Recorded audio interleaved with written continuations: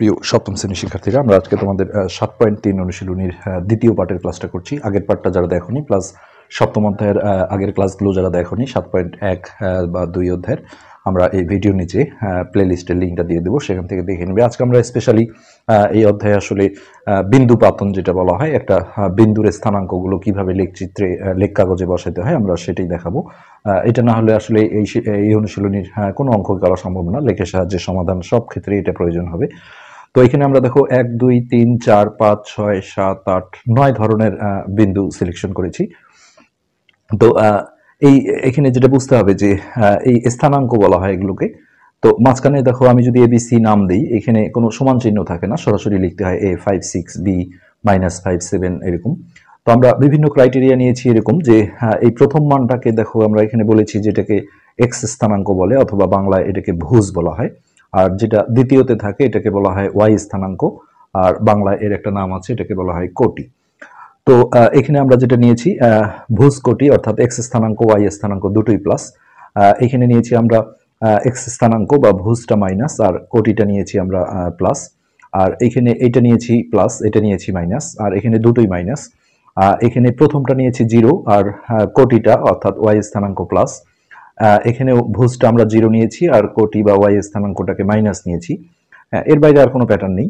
তারপরে আমরা ভুজটা প্লাস মান নিয়েছি, কোটি জিরো। আর একটা ভুজ অর্থাৎ এক্স স্থানাঙ্ক মাইনাস নিয়েছি, কোটি জিরো। আর একটা হচ্ছে ভুজ কোটি, দুটোই জিরো। তো এখন এই টিপসটা অবশ্যই তোমরা তুলে রাখো খাতায়, যে এক্স স্থানাঙ্ক অর্থাৎ যেটা প্রথমে থাকে বা যেটাকে ভুজ বলা হয়, এই মানটা যদি প্লাস থাকে, যেমন এখানে আমরা দেখছি এটাতে প্লাস আছে, এখানে ভুজের এটা প্লাস আছে। তো এইসব ক্ষেত্রে যেটা আমাদের মূল বিন্দু বলা হয় ও, এটা আসলে জিরো না, আমরা একটু পরে লেখ কাগজে যাব, সেই ও বিন্দু থেকে ডান দিকে যেতে হবে। এখন যদি বলো কত ঘর, তাহলে ওইখানে যে সংখ্যাটা লেখা থাকবে, যেমন 5 থাকলে 5 ঘর, 8 থাকলে 8 ঘর, এইভাবে মূল বিন্দু থেকে ডান দিকে যেতে হবে।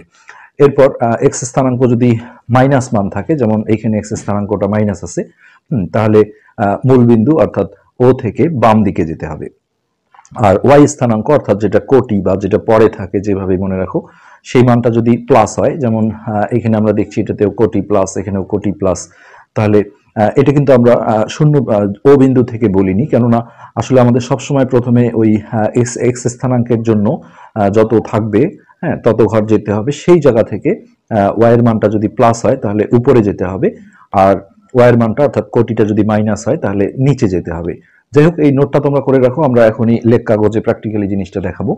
তো এই লেখ কাগজ নিয়ে আমাদের প্রথমেই যেটা করতে হবে, এটা একটা প্লাস প্যাটার্ন তৈরি করে নিতে হবে। অর্থাৎ তোমার কাছে যেটা মনে হবে যে এই দাগটা আমার কাছে মিডিল মনে হচ্ছে, তোমরা অবশ্যই এগুলো পেন্সিল দিয়ে করবে, আমরা ভিডিওতে ভালো দেখার জন্য আসলে পেন ইউজ করছি।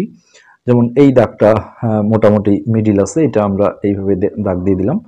আর এই পাশে আমরা এই দাগটাকে মিডিল হিসেবে শনাক্ত করে এরকম একটা প্লাস প্যাটার্ন তৈরি করে নিলাম, অর্থাৎ যোগ চিহ্নের মতো।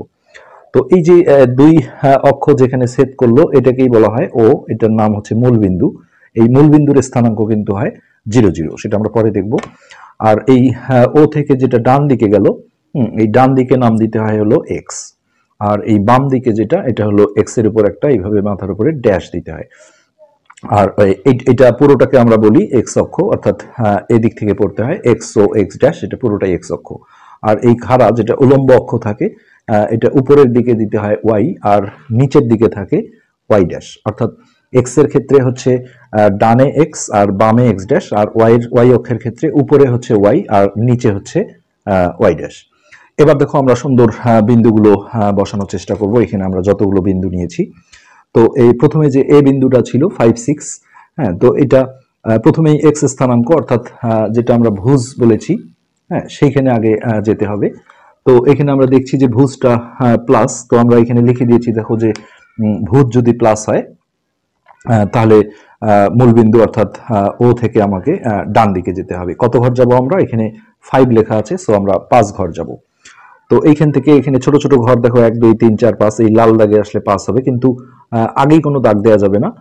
এই যে ওয়াই স্থানাঙ্ক যেটা আছে কোটি, সেখানেও যেতে হবে, তারপরে আমরা এ বিন্দুটা শনাক্ত করব।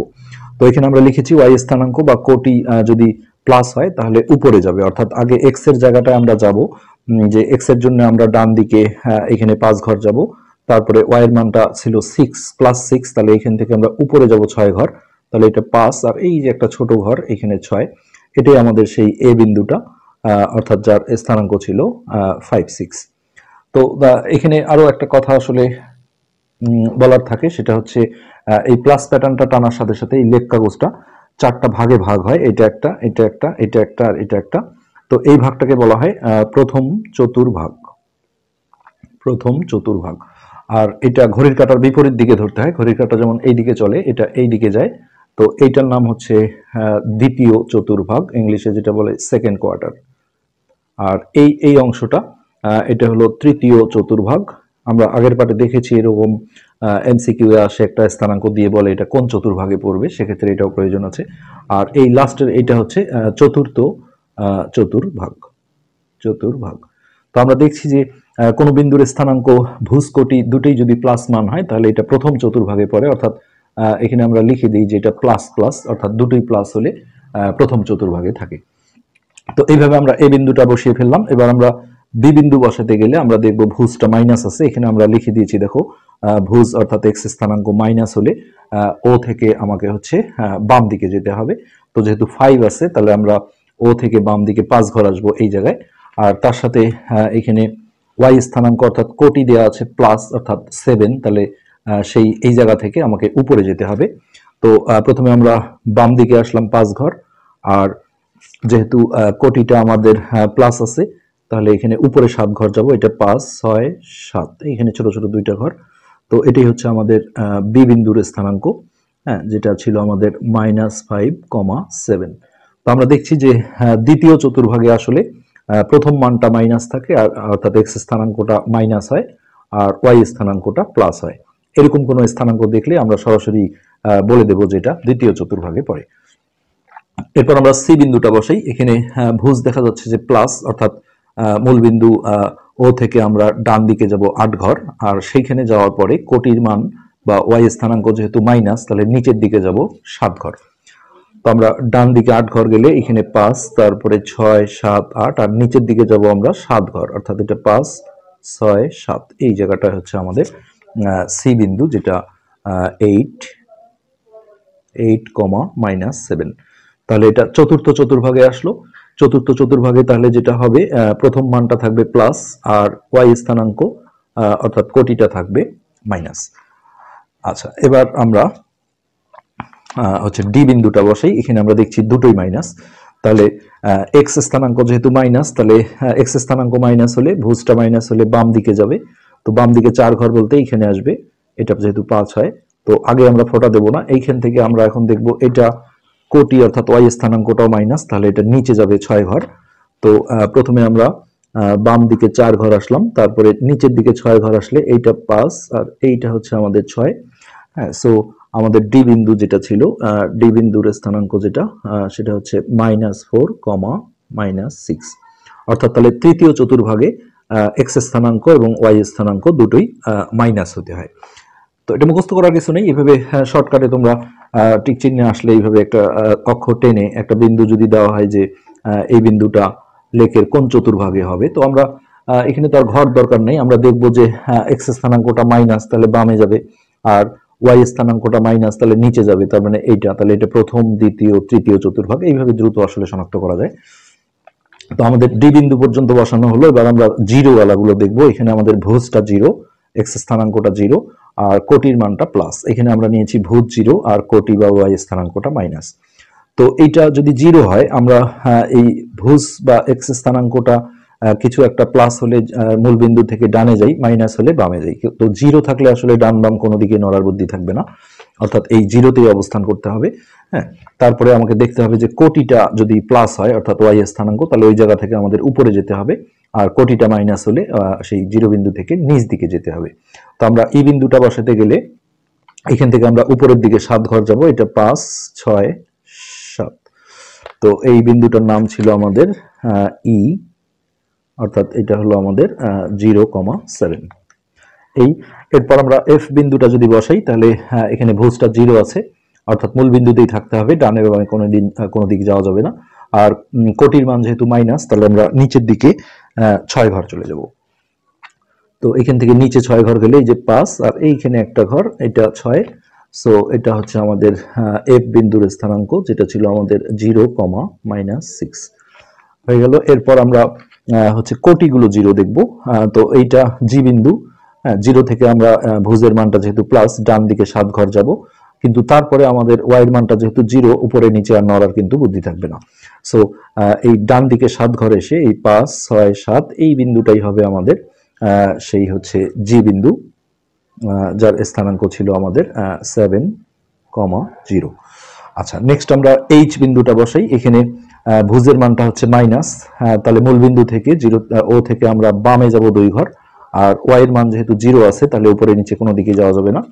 তো এইখান থেকে ছোট ছোট ঘর 1, 2 এখানে এসে এটা বন্ধ হয়ে যাবে। এটা হচ্ছে আমাদের এইচ বিন্দু, এইচ, যেটা হচ্ছে -2,0। নেক্সট আমাদের এই আই বিন্দুটা আমরা আগেই বলেছি যে মূল বিন্দু যেটা যেটা আমরা ও নাম দিই, এই বিন্দুটার স্থানাঙ্ক হচ্ছে 0, কেননা এটা আসলে কোনো দিকেই নড়তে পারে না। মূল বিন্দুর স্থানাঙ্কই কিন্তু 0। তো এখন আমরা আরো কিছু এখানে জিনিস আসলে দেখব। তো এবার আমরা অনুশীলনীর যে 11 নম্বর টিক চিহ্নটা ছিল, এটা আমরা প্রথম পার্টে ছেড়ে আসছিলাম যে আমরা লেখ কাগজে বিন্দু বসানো শেখানোর পর এটা বুঝাবো। তো এখানে দেখো এ বিন্দু, এইখানে দেয়াই আছে 4, 3। তো এই ড্যাশগুলো ফিল আপ করতে হবে। বি বিন্দু দেওয়া আছে -2 আর এখানে ড্যাশ দেওয়া আছে, সেক্ষেত্রে বি বিন্দুটা দেখো এই যে এইখানে ফোঁটা দেওয়া আছে। তো এইটা হলো মূল বিন্দু, যেহেতু -2 দেওয়া আছে, বাম দিকে 1, 2 ঘর আসছে। হ্যাঁ, তারপরে এই এটা যেহেতু উপরের দিকে গিয়েছে 1, 2, তাহলে উপরের দিকে গেলে ওয়াই এর মানটা প্লাস হয়। সো বি বিন্দুর স্থানাঙ্ক যেটা হবে -2 আর তার সাথে দিতে হবে +2। এটা ছিল আমাদের বি বিন্দুর স্থানাঙ্ক। তো এরপর সি বিন্দুর স্থানাঙ্কটা দেখো কোটিটা দেয়া আছে, অর্থাৎ -5টা দেয়া আছে। তো সি বিন্দুটার অবস্থান আমরা দেখি, এই যে এইটা হলো আমাদের সি বিন্দু দেয়া আছে। তো এখানে যেহেতু -5 দেওয়া আছে, এটা হলো ওয়াই এর মান। আর এইখান থেকে দেখো এই বরাবর এই পর্যন্ত আসছে 0 থেকে। তো ডান দিকে যেহেতু আসছে 1, 2, 3, ডান দিকে 3 ঘর এসে তারপর ওয়াই মাইনাস হওয়ার কারণে নিচে আসছে। তো এখানে যেটা ভুজ অর্থাৎ এক্স স্থানাঙ্কটা হবে +3। এটা হচ্ছে আমাদের সি বিন্দুর স্থানাঙ্ক। তো এরপর ডি বিন্দুর স্থানাঙ্কে দেখো দুটোই ফাঁকা রাখা হয়েছে, এখানে একটাও দেয়া নেই। তো ডি বিন্দুটা আমরা দেখি যে কোন দিকে আছে। এই যে এখানে ডি বিন্দুটা, এই যে এইটা হলো সেই ডি বিন্দু। তো 0 থেকে দেখো প্রথমে 1, 2, 3, বাম দিকে 3 ঘর আসছে, অর্থাৎ -3 হবে। আর নিচের দিকে যেহেতু আসছে ওয়াই এর মানও মাইনাস হবে, 1, 2, 3, তাহলে ডি বিন্দুর স্থানাঙ্ক যেটা হচ্ছে -3, -3, অর্থাৎ ভুজ কোটি দুটোই হবে মাইনাস। তো এটা হচ্ছে আমাদের ডি বিন্দু। নেক্সট ও বিন্দুর স্থানাঙ্ক আমরা আগে জেনেছি, এটা মূল বিন্দু, এটা সবসময় 0, 0 হবে। এটা এই যে এই বিন্দুটা। এরপরে পি বিন্দুটা, এখানে দেখো 0 দেওয়া আছে কোটিটা। তো পি বিন্দুটা এই যে এখানে, তো এইটা হলো পি বিন্দু। তো এখানে দেখো 0 থেকে ডান দিকে আসছে 1, 2, 3, 4, 5, অর্থাৎ এটার স্থানাঙ্ক হবে আমাদের তাহলে 5,0। এটা হচ্ছে পি বিন্দুর স্থানাঙ্ক 5,0। নেক্সট কিউ বিন্দুটা দেখি আমরা। কিউ বিন্দুটা এই যে এখানে আছে। তো এখানে প্রথমে 0 থেকে হচ্ছে যে উপরের দিকে যাওয়া হয়েছে 1, 2, 3, 4, 5, তাহলে 0,5 এটা হবে কিউ বিন্দুর স্থানাঙ্ক। তো এইবার আমরা একটা খুবই গুরুত্বপূর্ণ জিনিস তোমাদের দেখাবো। সেটা হলো আমরা যেটাকে ভুজ বলেছি বা এক্স স্থানাঙ্ক বলেছি, সেইটা মানে আসলে কি, এটা অনেক এমসিকিউ গুলোতেও প্রয়োজন হয়। যেটা এক্স স্থানাঙ্ক বা ভুজ, এটা মানে হলো মনে রাখতে হবে যে এটা ওয়াই অক্ষ থেকে, উল্টো হয়, ওয়াই অক্ষ থেকে ডিস্টেন্স বা দূরত্ব। আর যেটা ওয়াই স্থানাঙ্ক অর্থাৎ যেটা পরে থাকে বা যেটা কোটি, এটা আমরা প্রমাণ দেখাচ্ছি তোমাদের। কোটি মানে হচ্ছে এক্স অক্ষ থেকে দূরত্ব। যেমন দেখো আমরা যে এই যে এই বিন্দুটা, ধরো এই যে এইটা যখন আমরা বসাতে গিয়েছিলাম যে 5, 6 আমরা বসাবো, তাহলে এই 0 থেকে ভুজের মানটা প্লাস ছিল, তাহলে আমরা ডান দিকে কি 5 ঘর সরে আসছিলাম। তার এইখান থেকে তুমি যত এই দিকে সরবে, এটা হলো ওয়াই অক্ষ। হ্যাঁ, দেখো এক্স অক্ষের গায়ের উপরেই আছি আমি, এদিকে গেলেও এক্স অক্ষের গায়ের উপরে থাকলাম, এদিকে গেলেও এক্স অক্ষের গায়ের উপরে থাকলাম, অর্থাৎ এদিকে আসা মানে কিন্তু আস্তে আস্তে ওয়াই অক্ষ থেকে দূরে সরে যাচ্ছে। তো এটা আবার যখন আমরা এই যে এর কোটির মানটা যে 6 ছিল, হ্যাঁ, তো এই ডান দিকে 5 ঘর এসে আমরা উপরের দিকে 6 ঘর গিয়েছিলাম। তো এইখান থেকে যখনই আস্তে আস্তে আমরা দেখো এই ঘর এই ঘর এই ঘর এই দিকে যাচ্ছি, ততই কিন্তু এক্স অক্ষ থেকে দূরে সরে যাচ্ছি। অর্থাৎ কোটি মানে ওয়াই স্থানাঙ্ক মানে হচ্ছে এক্স অক্ষ থেকে দূরত্ব, আর এক্স স্থানাঙ্ক বা ভুজ মানে হচ্ছে ওয়াই অক্ষ থেকে দূরত্ব। আর এই কারণেই আমরা একটা জিনিস দেখি যে এই বিন্দুটার যে স্থানাঙ্ক ছিল 70, হ্যাঁ, এটা কিন্তু এক্স অক্ষের গায়ের উপরেই ছিল, যেহেতু এই পুরোটাই এক্স অক্ষ ধরা হয়। তো সেইখানে দেখো ওয়াই এর মানটা অর্থাৎ ওয়াই স্থানাঙ্ক বা কোটিটা 0 হয়, কেননা ওয়াই স্থানাঙ্ক মানেই হচ্ছে এক্স অক্ষ থেকে দূরত্ব। তো জিনিসটা যেহেতু এক্স অক্ষের গায়ের উপরেই আছে, তাহলে এখানে দূরত্বটা 0 হয়। ঠিক একই বাম দিকে আসলেও একই অবস্থা হয়, যে এটা -20 বিন্দু ছিল এই বিন্দুটা, যেহেতু এটা এক্স অক্ষের গায়ের উপরে আছে এই জন্য কোটি 0। হ্যাঁ, আবার এই যে ই বিন্দুটা ছিল আমাদের, এটা ওয়াই অক্ষের গায়ের উপরে ছিল, সেক্ষেত্রে দেখো এখানে ভুজটা 0 ছিল, এক্স স্থানাঙ্ক, কেননা ভুজ মানে হচ্ছে ওয়াই অক্ষ থেকে দূরত্ব, যেহেতু ওয়াই অক্ষের গায়ের উপরে আছে তাহলে এখানে দূরত্বটা 0 হয়। তো এই জিনিসটা আসলে কোথায় কাজে লাগবে, যেমন এমসিকিউ গুলোতে অনেক সময় এইভাবে দেয় যে এটা 1 দিয়ে দেয়, x1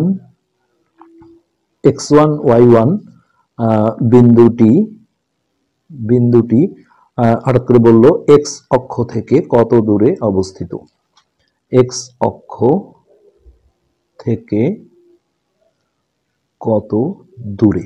তো আমি যদি জানি যে এক্স অক্ষ থেকে দূরত্ব মানে হচ্ছে উল্টো, অর্থাৎ যেটা কোটি বা ওয়াই এর মান, তাহলে উত্তর কিন্তু এখানে হবে y1। আবার এই বিন্দুটা দিয়ে আমাকে যদি বলা হয় যে ওয়াই অক্ষ থেকে কত দূরে অবস্থিত, তো ওয়াই অক্ষ থেকে দূরত্ব মানে হচ্ছে এক্স এর মানটা, অর্থাৎ ভুজ যেটা, অর্থাৎ সেক্ষেত্রে x1 হবে অ্যান্সার। এইভাবে কিছু কিছু এমসিকিউ গুলোতে খুব দ্রুত পাওয়া যায়। তো আশা করি তোমরা এটা বুঝতে পেরেছো। এর পরের পার্টে আমরা তোমাদের পরবর্তী নিচে যে অঙ্কগুলো রয়েছে 12 নম্বর থেকে আমরা সেগুলো সলভ করবো। আজকে পর্যন্তই, ধন্যবাদ।